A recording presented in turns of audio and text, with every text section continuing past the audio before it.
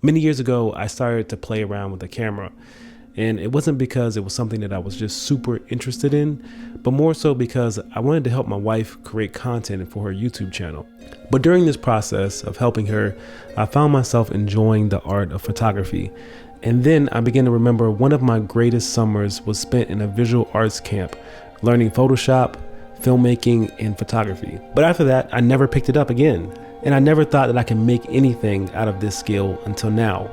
Years later, where content creation is vital for any business and clients are willing to pay for professional quality work. This has allowed me to start my own businesses, create content for my own businesses, create photography for my own businesses, and even start my own production company to create content for other businesses. In this series of videos, I'll be teaching you the art and skill of being the person behind the camera. This is the quick guide to exceptional photography. Give me more smile here. Most of us start off using our cameras in automatic mode. This is the green icon on your camera.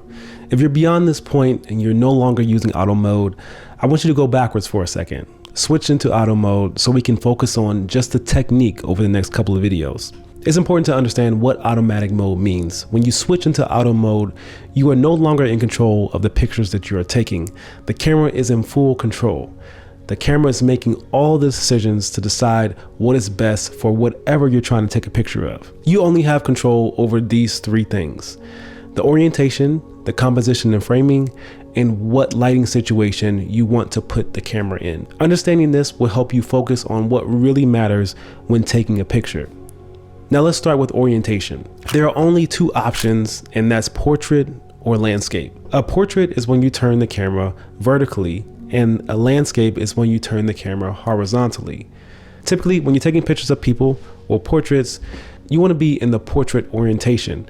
This honestly is a creative choice, but the choice is also in the name. Turning your camera vertically for portraits helps cut out the distractions of the surroundings and emphasizes focus on the subject. Landscape or horizontal orientation achieves the opposite.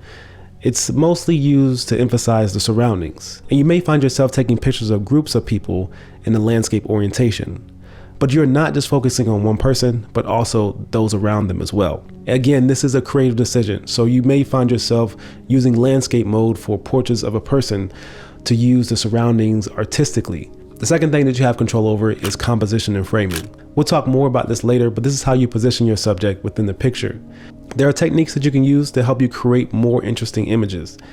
But for now, let's focus on centering the subject with enough headroom and cutting out any distractions.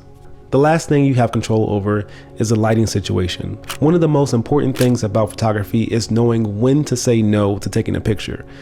Not every situation is ideal for photography, especially when you're dependent on natural light. Your job as a photographer is to put the camera in situations that will allow it to perform its best. That means choosing well-lit locations over dark and dim locations.